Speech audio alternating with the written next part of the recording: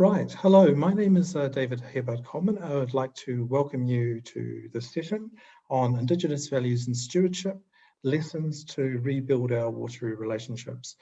Due to time, we will try to start as soon as possible.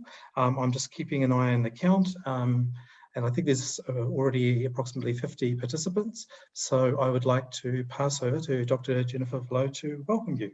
Thank you. Good afternoon where you are and good morning where I am. It's actually still pitch black outside, but this is what happens with international conferences. And now that we're going virtual, it's quite an interesting thing. So thanks for having me facilitate this session, David. We've been working with partners from around the world and different Indigenous communities on a forthcoming water governance facility on Indigenous values and water governance report that will be coming out later in 2021. And today, this session will be featuring some of our authors who have written contributions about their experience, their relationship with water, where they live. And when we talk about Indigenous, the word can be problematic, but the groups that we're having speak today have place-based relationships, and they're going to be speaking specifically about their relationship, their obligations, their reciprocity with the water where they are. And that is sometimes, problematic because they live in spaces where there's people that have come in and colonized, or there's other people that have different agendas on the water that they have to share, and they'll be speaking about some of those challenges as well. As for my background, is why I'm facilitating this session or why I'm involved at all, is that I myself am not Indigenous, do not claim to be Indigenous, but I live in the United States and then currently live in Ihanktuan territory, which is part of the Osheti-Shekoi, the Dakota, Lakota, and Nakota speakers in the upper Great Plains of the US. And I've been working with these communities, specifically with the traditional societies and sometimes with the tribal governments since 2016 in the Standing Rock controversy on the Missouri River. And I continue to work here mainly with elders, and I am sometimes called somebody that lives in the borderlands or a border walker, in that I am Western science trained and I work on science issues in Indigenous communities through Indigenous lenses, which there's also science and technology in Indigenous cultural values, but often it is overshadowed by what the West would like to define as science. So I'm happy to be here today and to be able to facilitate the storytelling. And the first group that we're going to hear from today is coming to us from Australia, Clem Dodd and Virginia Robertson from the Dariwa Elders Group, Elders Knowing and Showing. There's going to be an interview, and following that, with Human Rights to Water, Elodia Castillo Vasquez, I'm sorry if I'm mispronouncing that, with Maya Chorti, and that's coming from Guatemala, and talking about their local water issues. And then there will be a pre-recorded presentation from the Carcross Tagish First Nations out of what we know as Canada, Ha Desigo To Ye Yate, and I apologize again if I'm mispronouncing that grossly. Our life is in the water, our breath is in the water. And that's a pre-recorded video that David will engage. So in these sessions, you're going to hear about various worldviews. You're going to hear common themes.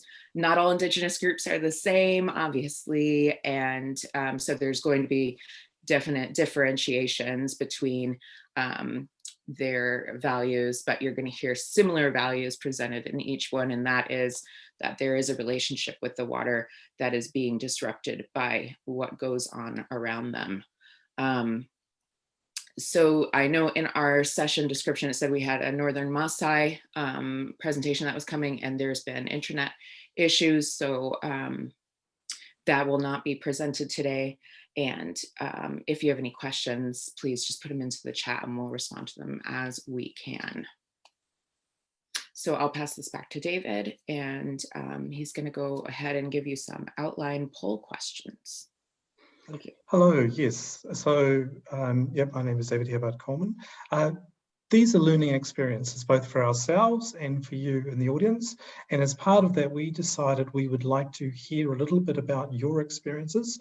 Now, this poll won't necessarily use the results for today, but we'd like to use it in our Friday session at 10 o'clock, because that's when we talk a little bit about water governance and things like that.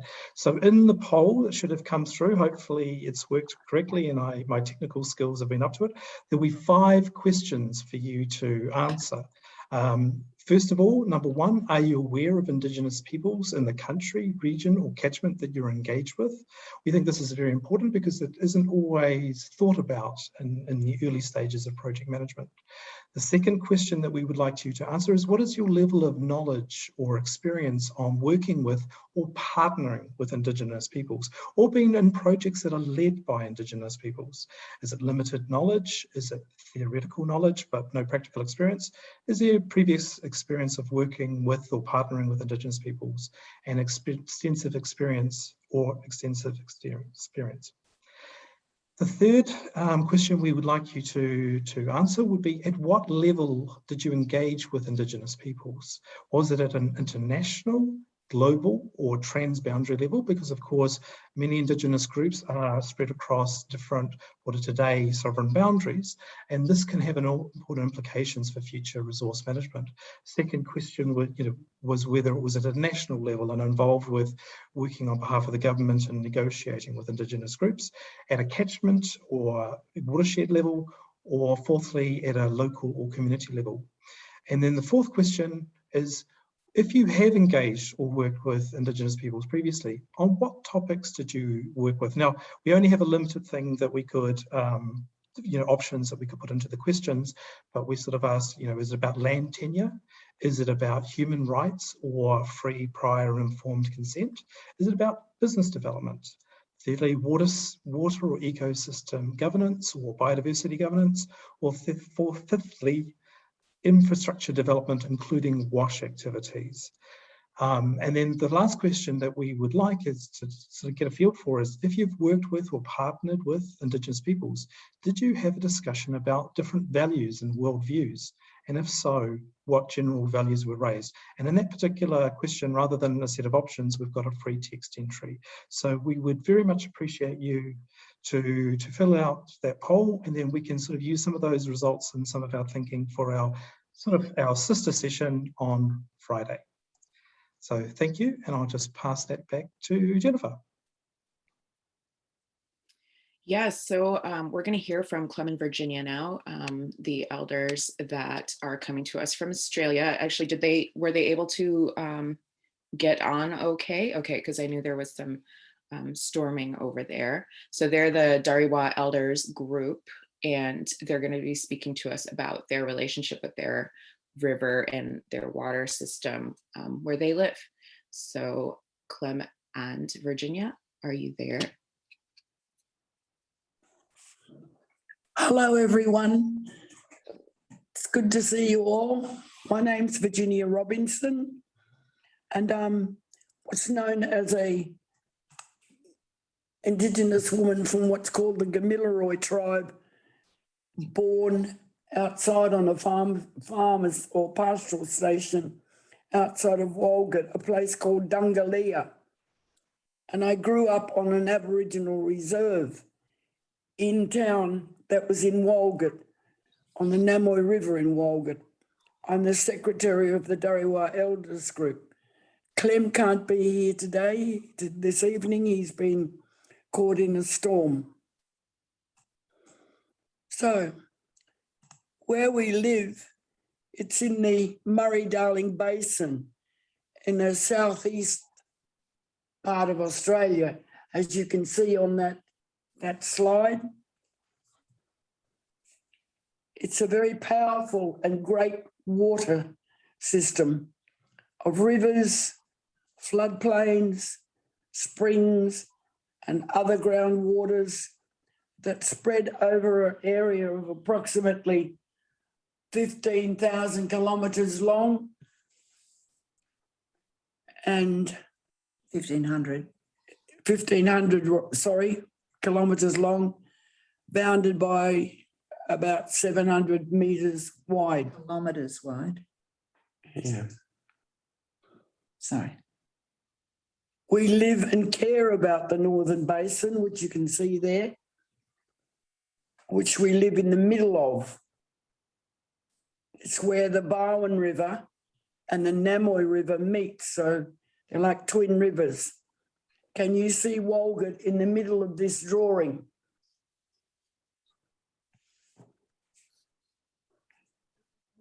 We wanted to show you a satellite image of this country. So there you can see many waterways that surround us. It's almost like it's braided. And that's what we live on. We live in the town of Walgett now,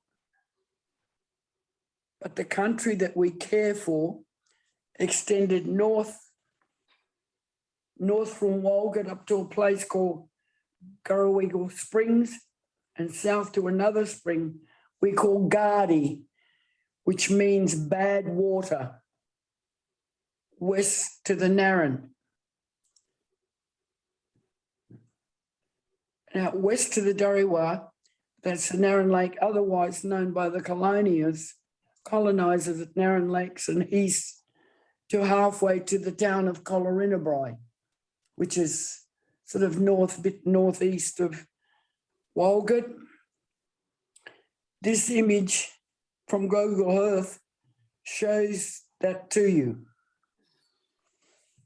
It's home to the Uluru tribe, Gamilaroi tribe, Nimba tribe, and Wayawan.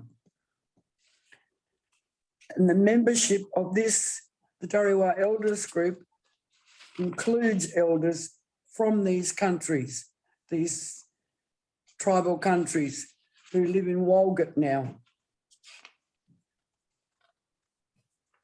We have regular floods and flooding here. So, there should always be water from the surface or from the underground artesian system, from the Great Artesian Basin. The soil is very rich around us because we live in a floodplain. Our government regards the water that is on the floodplain as an asset that can be blocked, captured, taken away, put into drains, the farmers' drains and channels, and traded on the stock market for miners, industrialists, agriculturalists, etc. Our government here has chosen to let the cotton industry be established here since back in the 1970s. It produces a very valuable commodity and it sucks up a lot of water. This cotton industry has led to the clearing of a lot of native vegetation in our flat floodplain country. We've seen in our lifetime ecocide, so killing off of our ecosystems, and we're coming to understand now that it is affecting us and our well-being. When the floodplains are harvested, that's, when they take all the water off and the irrigators are allowed to take too much water, the rivers run dry at Walgett. I think you can see that slide there in April 2019. This slide shows the main totem animals of our dinga. Dinga means meat of the Walgett Aboriginal families. So you might as well say it represents our families. Our families lived on the river. They ate on the river. They fished on the river. The river sustained them. But this is never recognised in our rights, in the rights to water for Aboriginal people. There are no historical native water rights. So this means we have been dispossessed, totally dispossessed of water since the white colonisers came here. And Clem sort of backs this up and says, yes, our people had big camps here on the Bowen River, and that's where he lives now. Back in the 1890s, the government created a reserve and they moved everyone onto it, all the Aboriginal people onto it, onto a sacred site called Gurrigullina, so that the river boats could cart wool from Walgett in those days down to Adelaide and onto the boats and then shipped off to England. So they couldn't see our people. Clem says that, I remember they thought they had exclusive rights to water and we were hunted away from it. Aboriginal people experienced even water holes being poisoned.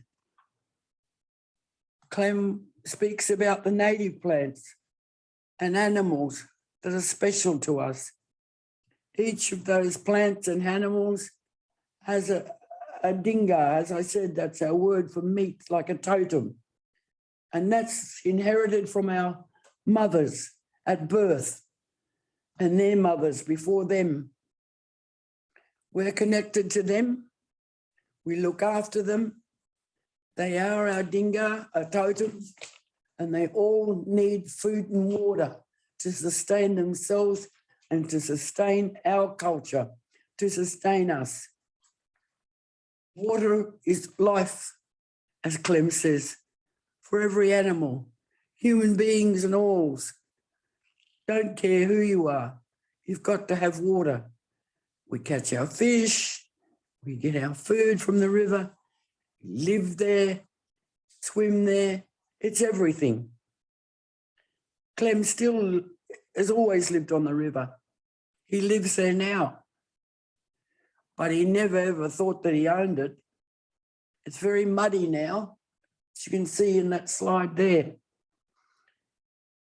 Clem says he used to get a feed of fish most days. Well, I can recall that you could catch a fish every day. The water was clear. It was like velvet. You could see the fish coming, swimming, jumping up and down in the water. Today, though, it's muddy, and Clem says we don't trust it. All of us, Aboriginal people, we don't trust it. We don't drink it. We still try and fish, but we don't catch much. We respect the rivers and the springs and the lakes, all the waterways. We have our own creation stories.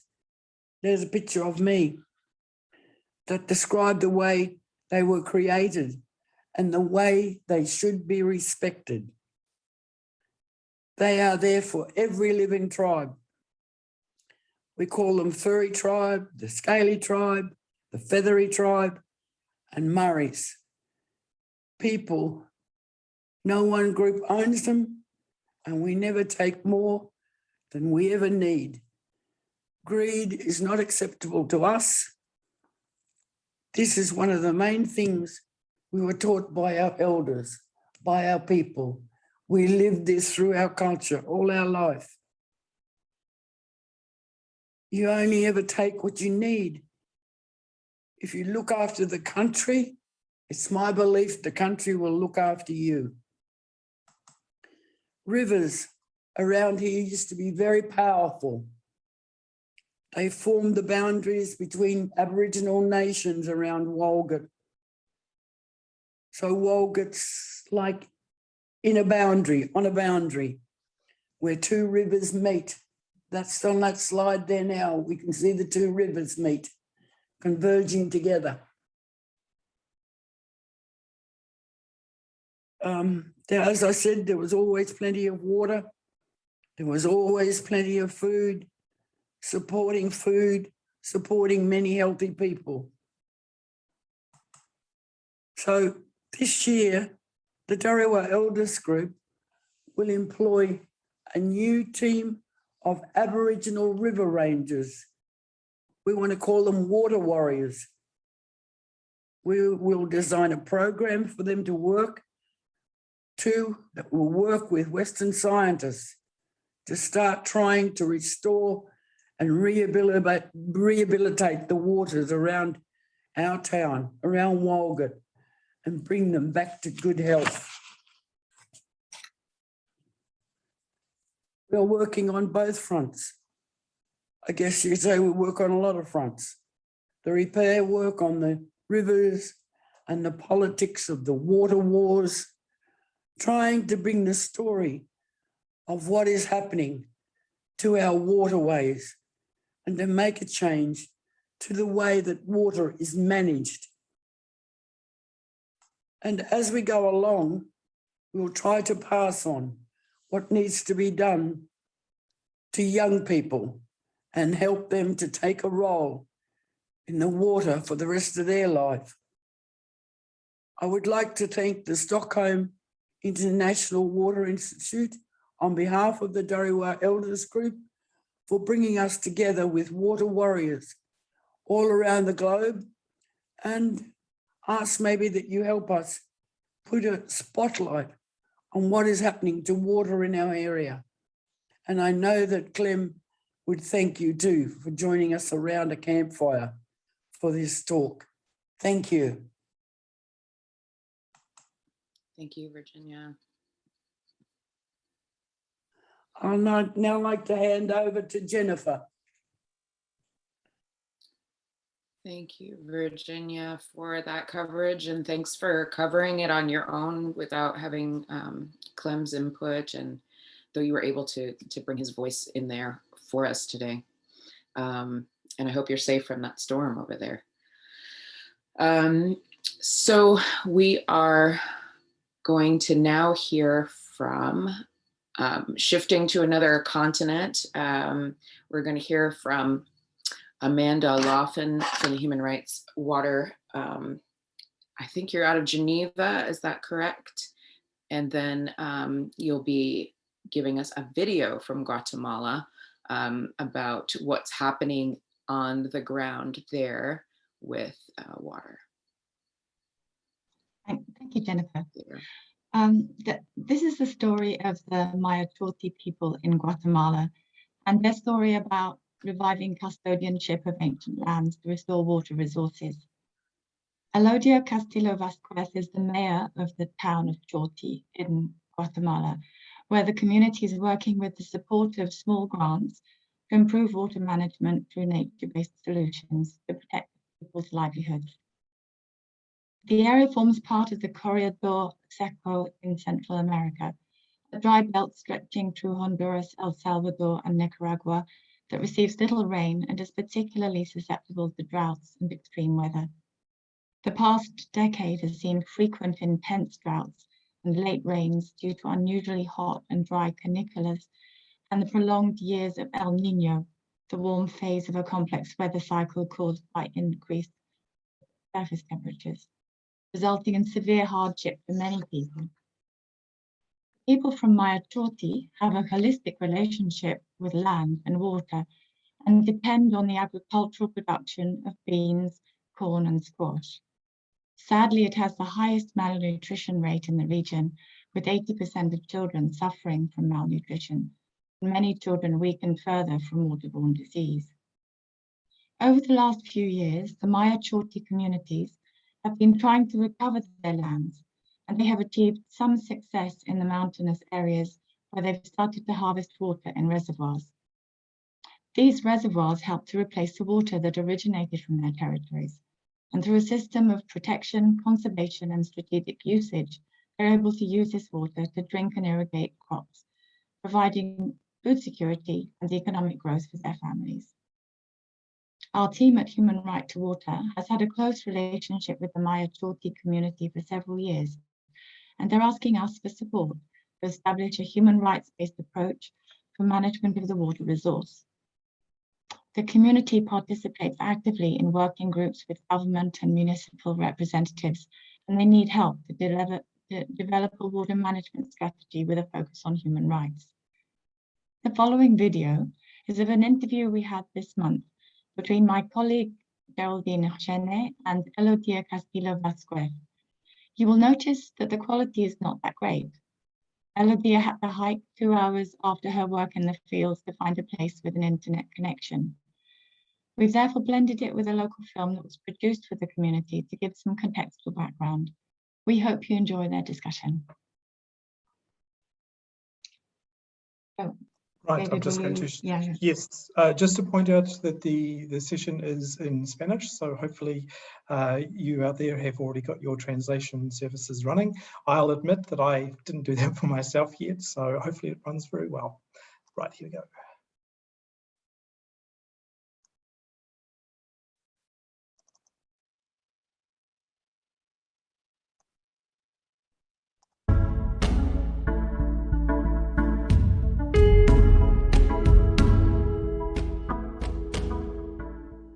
Le doy la bienvenida a esta entrevista. Elodia, muchas gracias por acompañarnos y por ayudarnos.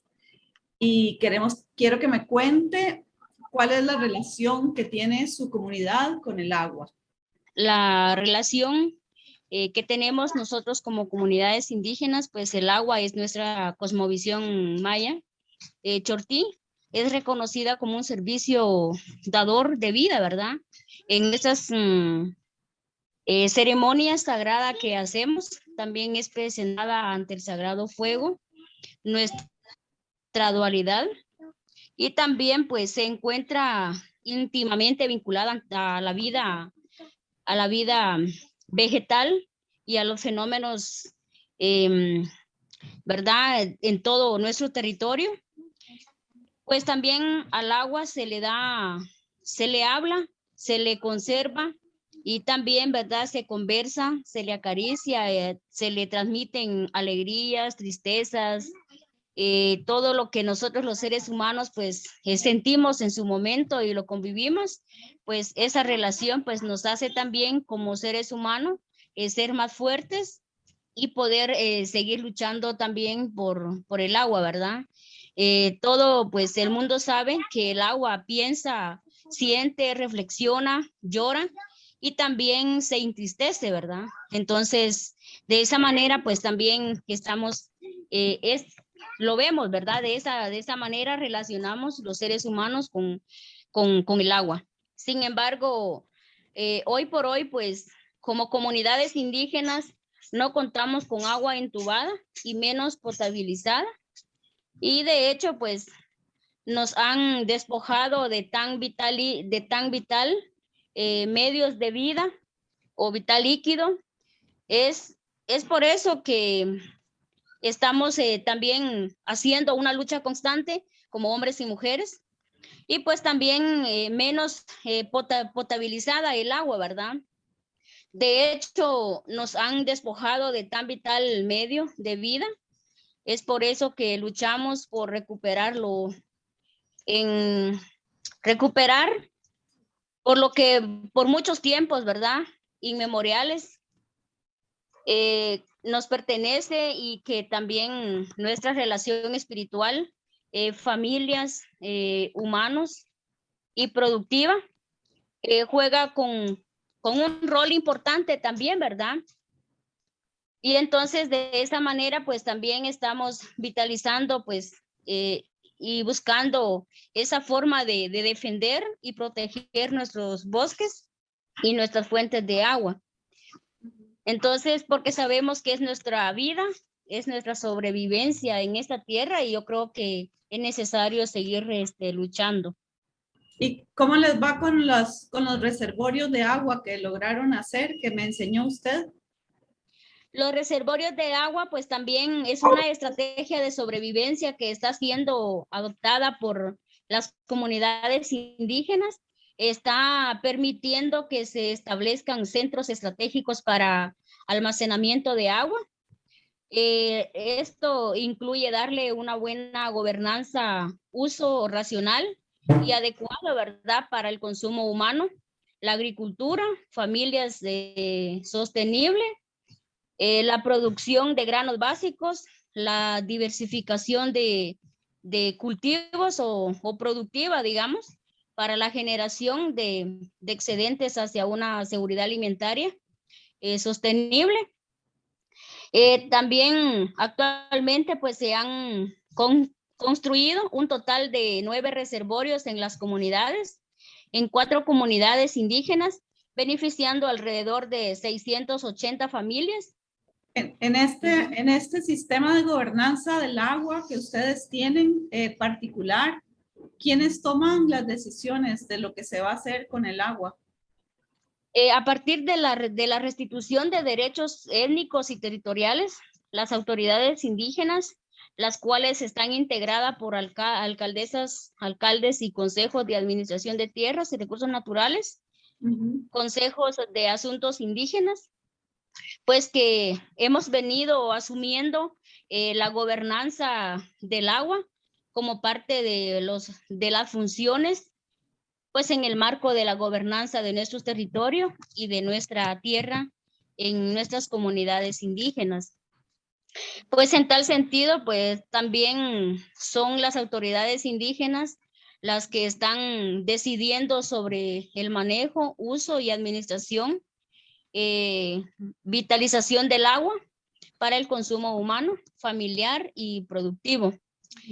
También se implementan mecanismos para el uso del agua y también para la protección de las fuentes de agua, realizando pues acciones de reforestación, conservación en los territorios, por nuestras recargas hídricas en nuestros territorios, ¿verdad? Bueno, no sé si tiene algún mensaje especial que darle a la comunidad de aguateros del mundo. Me llena de alegría saber de que hay otros pueblos, hermanos y hermanas, donde estamos luchando por nuestros derechos, ¿verdad? Y hay que seguir adelante.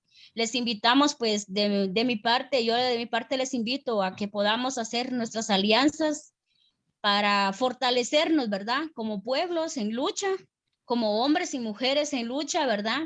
Entonces, de esa manera, pues, también empujar o fortalecer a las luchas que se vienen haciendo por muchos años, ¿verdad?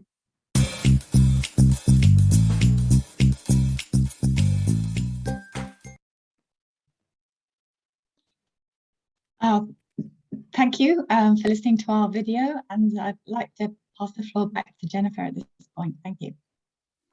Thank you, Amanda. We are next going to hear from Eleanor Heyman, coming to us from CFTN. And she's going to be presenting a video which will play for about 15 minutes, just so you're aware that that's going to be happening. And we do have a minute or two here. And I think just, if it's okay, David, I just would like to make a comment about the last 2 sessions, you know, the bringing up this water as being central to life, and that there is a struggle. And the way we have this formatted, of course, is that Western format of present the information and move to the next story, you know. And I just want to say that, you know, it's good to pause and sort of digest some of what's being shared, because it comes from the heart, you know, with Virginia telling us about what's going on where she is. And it's very, it's part of self, and it's not just a story. And then hearing that, you know, Amanda's video, you know, the woman had to walk hours to even be able to get an internet connection to share her story. And but from that, she feels connected, that she's been able to deliver it here and connect around the world. So it's not just you know, this idea of water governance from another perspective, but it's just another set of values, and really recognizing and looking for the thread in all of these about what is another way to have a relationship with water besides just an economic centered view of it, and who are the people that are impacted when we do only center the economic view, and not only with the water, but the land surrounding the water, and how we treat it and what we're doing. So we have somebody that's got a raised hand, and I don't know if that's something you want to handle, David, or if that's something for later. but we can move now to Eleanor, if you are there. Yeah, if you want to give us some here, context of the video that you are going to be. Awesome. So if you want to give us some context of the video you're going to be showing, and then I think that David will roll the tape, so to speak. Yeah, okay, so good afternoon, good evening, good night. I don't know where anybody is in the time zones. So I'm just privileged to be part of this session, and thank you so much for everybody for contributing, and I've loved seeing the videos. So in context, and to put it really quite bluntly, I'm talking with Kalaklige, An Gushu and Gutschla, which are the Tlingit names for all of the people that you're going to see in the next video, which I hope, as we pre-recorded it, that's going to be playing next. Am I right or am I wrong? Yes, You it's were right. playing next. Okay, great. Okay, so there's this sort of you know, the concept in the Tagish and Tlingit philosophies that it's like a library. The water is a library. It's also, it has agency and has spirit, and it is of itself. It doesn't have to have, you know, definition between whatever the cultures you want to describe. So it's quite so that's like the philosophical concepts, and I can go down the road of storytelling and everything else, but probably that's not the right things to say right now because it could take like decades to anyway. So the thing is, so water, you know, that's the great sort of comment, it's not mine, that it has the remnants of all civilizations past and the seeds of cultures yet to come. And I think that's what it embodies. Water is not more or less than that, which is incredible. And I think that this is just coming from me, not from, I'm just, you know, doing stuff with 4 o'clock in the morning or whatever time it is now. So I just want to say thank you. And Gwenashish, by the way, in the video means thank you, thank you, thank you. So you're going to hear loads of Tagish language, and the Tagish language for the moon right now, because it's a lunar calendar which is water-based, so that's significant, is when game gets fat moon. Good luck and goodbye. Thank you so much.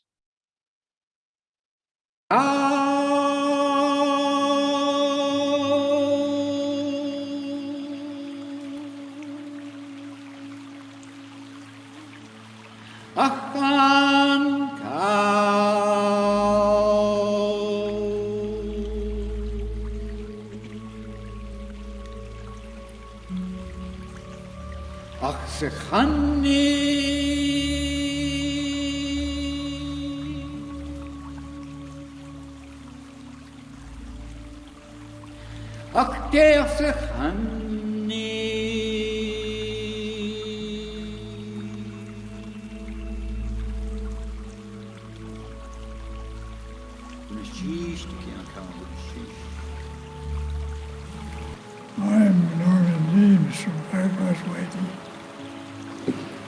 Dr. Waity clan. My English name, Norman James. My Tlingit name is Kalaklige. Water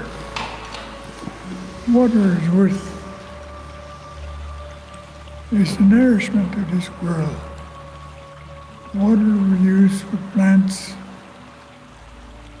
It waters the nourishment to the Mother Earth and trees and leaves. Everything is on this Mother Earth that water needs. We use water for transportation, power to make power lights. water is worth more than what we think we need. It's worth so much that just no end to how much we need water for. No matter what it is, we need water. We could even use water for pancakes, mixed pancakes better. My name is Dr. Eleanor Heyman, and I've been working for and with Carcross Targish First Nation on water for the last 10 years.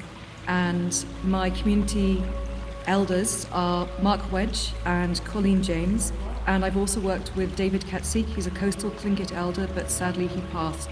I'm looking at water from an Indigenous perspective because the colonial systems of governance haven't been working, and this is the Indigenous century, and I think the World Water Week needs to hear the voices of the elders who are present. Norman James is obviously the fluent Tlingit speaker, and he's 90 years old today, and he embodies the language and all the wisdom of the elders and the ancestors.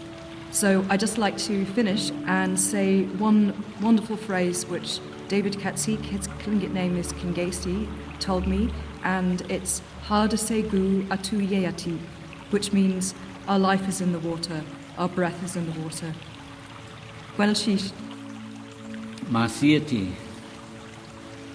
My name is Taan Gushu. I'm Deshitan, Carcross Tagish First Nation. I'm Tlingit, Tagish, and European ancestry. I just wanted to express that thought of Masiati. How are your thoughts going? Because a lot of times what happens, and why when Norma was saying language is important, language's purpose is to convey how we think, what our thoughts are in our minds, and language is the only way that we can try to express that. And so when we are strong in our language, as he points out, we're strong in how we think about it. In this day and age, we've lost a lot of those indigenous or traditional kind of approaches because we're losing the language all over the world. And when the language starts talking about it, tells us how we should be thinking. And one of the things that elders have been training and telling us to do is to really think about, who we are, where we come from, what those traditional knowledge and teachings are. And that's why language becomes important. Through a colonial process, we know that a lot of times the prophecies talk about when people start losing who they are, what their purpose in life is, then things are going to go crazy. And that we then need to go back to these things. So when we look at things like the Earth jurisprudence, this Water Week that we're starting to talk about, and the encouragement for people to start looking to their indigenous kind of approaches and teachings, they're very similar. What's important about it is that we don't separate, as Colleen had talked about, land and water. But what we do recognize, right, is that the land and the water, and as David Katsik says, that's where our breath comes from, where our life comes from. And when we start looking at water as a resource or the land as a resource and whatnot, that's what the elders say, is you can't look at it that way. All these animals, the land, the resources, sacrifice themselves for our existence. They sacrifice themselves. And what the elders have said, when we stop respecting them, when we stop looking after them and having that relationship with them, things are going to go crazy. That's why Mother Nature now is starting to push back. We see flooding, we see hurricanes, we see climate change, we see all these things. That's because we've lost that respect for the water, for the land, for the animals, for these things. And what we have to recognize is that all these things are sacrificing themselves for us. And so we have to have that relationship. One of the first things that the elders talk about is to reestablish the relationship we have with the land, with the water, the animals. As Norman was talking about, our governance structures need to go back to some of those traditional indigenous kind of ways, and it's all over the world, about how we respect each other, how we work together, how we look at this. And so it's not about a competitive thing, it's not about who's richest or who's these things. It's about what is our relationship to the land, to the water, to the animals, these types of things. So in this Water Week, you know, it's wonderful that we're talking about a lot of the traditional knowledges that are latent or that are inherent in both the language and the culture. I think that in there is water governance is something that we have to talk about. Water governance is important about how we govern, how we look after ourselves, and not just for humans, but it's for the animals, for the water, for the earth. And that's why earth jurisprudence, these things are very important, that we look at what are those traditional teachings and how do we start returning to them. Sometimes they're very simple, but they're very complex. When we look at clan structures, when we look at some of these, it's a sophisticated system, but in many ways it's very simple. It's about a relationship between male and female and how those governing structures incorporated and use those. It's about our relationship with the opposites, with like Norman was talking about, fire and water, you know, go together, right? So these are types of things that are latent in that knowledge, in Indigenous knowledge, whatnot. And so I would encourage a lot of the people that are watching us to listen to the stories of the elders, to try to look at how can we apply those stories to that problem that we have right now. When Norman talked about we're having problems, the elders know that when these problems come, there's ways around them, and it's through this dialogue, this kind of discourse, that we'll start getting back to how we govern ourselves and how we have a relationship with the water. One of the things that we learned, the Maoris were here, and all Indigenous culture use ceremony. And ceremony is to try to reestablish that relationship we have with the animals, with the water, with the land. And it's really giving creation credit and thanking creation for being there, for sacrificing itself for us. In our ways, what we do is we feed the fire, we feed the water, we feed the earth, and to give them thanks for being there and for sacrificing themselves for our existence. Gunishish, gunishish, gunishish. Hello, Coach Kla, Yechedu Asalt, Dachlisha, Natasahin, we Tagish Kochau, Ach Klich Coach Kla, Ach Klich Yechkeda. I said, my name is Wolf's Mother. I'm from the Dachloedi clan. I live in Carcross and I come from Tagish also. My grandmother was Lucy and my grandfather was Scotty. That's what I said. My English name is Colleen. I'm going to share a little story from a place before time about Crow, a real trickster, a real planner, a real schemer. He saw one time that his uncle, his Achsani, was the only one. He had all the water in his house. And in that water was all the fish, the salmon, the trout, everything. And Crow thought to himself, I want that. I want it for everybody, for my future generations.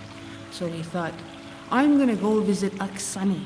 And he thought to himself, well, I'm going to challenge him. So he challenged his uncle to a race. They were going to race somewhere. And Crow lost the race because Aksani, his uncle, had a fog hat, and it helped to guide him through the fog, and Crow got lost. So Crow lost that one. So that evening they went to bed. This is winter time now, and in his house it's nice and warm, and there's the water and the fish. And so they told stories. That was the next competition, right? Who could tell stories the most? And they went on, and of course Crow went on, and his uncle fell asleep.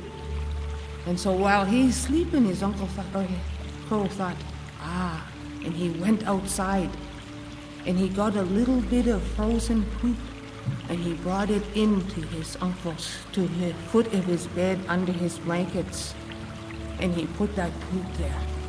And he sat down and waited until it melted a little bit. And then he said, Aksani, what's that smell? I think you missed yourself. He told his uncle. His uncle said, what's going on? No, I couldn't have. And he had looked, said, oh, gee, I did. I'll be right back, he said. And he went outside to try to clean himself up a little bit. And while he was outside, now remember that Crow, the schemer, the trickster, the planner, he was white. He's white at this point in the story. And he starts to drink up that water in his uncle's home and all the fish inside of it. And he just drinks as much as he can. And then he starts to fly through the smoke hole and escape before his uncle comes back in and catches him. And just then, while he was in the smoke hole, he got stuck, and his uncle came in and said, "Catch him." He told his fire, he threw a little bit of pitch in there, and he said, "Catch him." And his fire spirit stopped Crow and got him stuck in that smoke hole. And that pitch, you know, when it burns, it really burns black, eh? And it burned that and smoked up Crow. And Crow eventually squeezed through that hole, but he was black after that.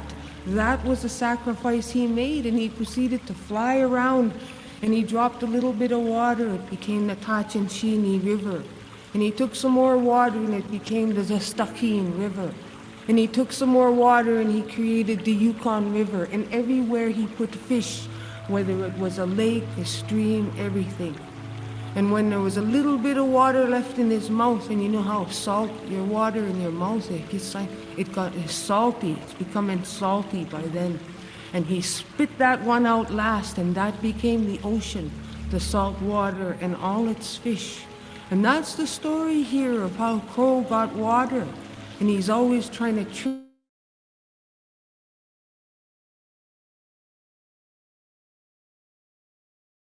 trick somebody. But in this case, he starts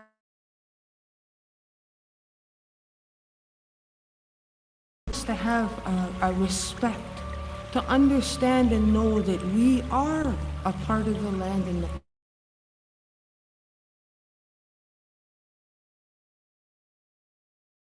part of the water.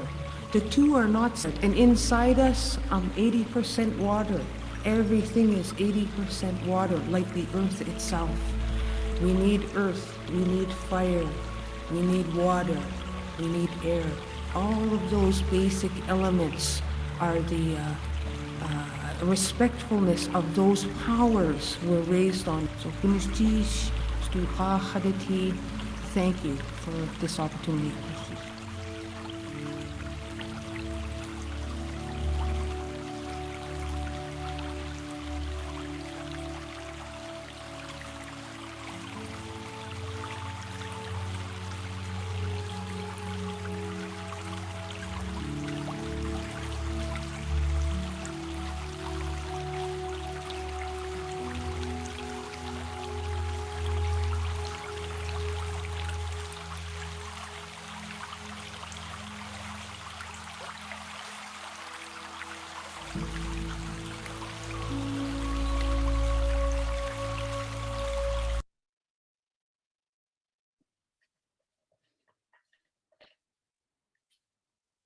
Well, thank you for that video. Eleanor, are you still there? Did you want to just say something at the end? So that was actually very beautifully produced. And I loved how we were able to hear a story that tells us the origin of the rivers up in that country. We're wrapping up the session now, and I just want to take a minute to say thank you to all the, excuse me, all the participants, the speakers, for sharing your stories, and for the facilitators who were able to bring the stories of the people here today to share with the wider audience in World Water Day. And I also want to implore you, if you are working in water, if you're a water manager, whatever capacity that you're working water while you're at World Water Week, consider the opportunity to build relationship with Indigenous communities wherever you are working, because there is so much to be shared and learned. And we have a tendency with our Western educations to think that we know more than people on the ground, and it's not true. There's nobody that has a corner on knowledge. It was just different ways of knowing things. And we're in a crisis, as everybody keeps saying, and we know, with our water throughout the world. I've worked in several different communities around the globe and different continents, and I see the same persistent issues that are born of taking too much and caring too little by dominant cultures that are putting money first and profit first and consuming the earth as if it is something consumable rather than something like we're hearing these words, the earth and the things in it are sacrificing themselves for us. We have a relationship, we have an obligation. There's ceremony that builds relationship, that strengthens relationship, and that's included with the reciprocity of giving back to water, giving back to the things that are integral, these complex systems. That's also very important with, Western trained water management, to remember that Indigenous communities are inherently thinking complex systems because that's the makeup of their communities and it's the reality. So the oversimplification that we tend to do with Western engineering and science doesn't really have a place in future water. And so adapting now early and also being people that work in water, we have that opportunity to build those relationships and take a different approach and learn a different way. And I would say that we're uniquely positioned in that out of the different professions that we have room and we have space for it. So anyway, I just wanted to say that, pass it over to David. This has been an enriching session to hear the stories. Again, very personal stories that were shared. And, I want to say that we need to make space for that and not just consume it as some sort of thing that we can take away and go use somewhere else in a co-opting fashion, but hearing the stories with respect and letting it kind of wash over you and sit with you and sit in it and whatever emotions came up for the coming days, so that on Friday, when there is an open discussion, there's some fruitful discussion and you can bring your questions and discussion points there. So thank you again, David, for having me facilitate, and thank you to all the presenters for sharing your stories. Thank you, Jennifer, and thank you very much to all of the presenters and all of the people who have stayed in the session for today. There are a number of events at the World Water Week which do feature Indigenous values and some Indigenous perspectives. I would highly encourage you to attend those where possible. I will, of course, highlight the session that we have at 10 o'clock on Friday, which is essentially, okay, today was a lot of talking about the different values, but in some different parts of the world, Indigenous values are leading management in various parts of the world. And so Friday is an opportunity to hear about different projects, different places where different Indigenous communities are leading environmental management, restoration, and sort of working to ensure that their values are being included in governance overall. So I'd highly encourage you to come along, and hopefully we will see some results from today's polling as well. If there's any further words from any of the last people who'd like to speak, otherwise we will finish up in a minute. We're on time. Yep, I'd like to say one thing. Yes, certainly, Eleanor. That's Eleanor from the Yukon. If nobody knows where it is, it's Canada, really far north. Anyway, so the thing is that mostly I get talk and nobody walks. So I'd like to see the walk part of the assessment of whatever is going on. And we've spoken, David, between you and myself about this a lot. So, and obviously with the Carcross Targus First Nation, that's something which is also a thing. So would you be prepared to walk the talk? In terms of different things, we are certainly trying to do our work in this space, and there's a time for a different conversation, I think. But as we, in the course of developing the Water Governance Facility report, we took a lot of measures to ensure that intellectual property rights were held by Indigenous peoples and things like that, to try and sort of lead the way in trying to create bridges between a lot of global institutions and Indigenous people. So, and we're about to finish up now in a moment, but so we are trying to walk as well and lead the way in that respect. Thank you. And if I could just say to you, Eleanor, as well, that walking the talk includes leveraging our agency as non-Indigenous, non-Native people in bringing these conversations into the room, so that it's, you know, the thing is we have to put ourselves on the line. So that's the willingness of walking the talk, is when people are willing to put themselves in their professional capacity on the line. And I see David doing that with this report and the people that have been involved. And I think that we need to continue doing that and implore our colleagues in the water world who are watching to do the same. Yeah, I completely agree, and I understand as well. It's just sometimes frustrating that I can produce things and documents and whatever is inquired of me, and nothing happens. So I'm just frustrated.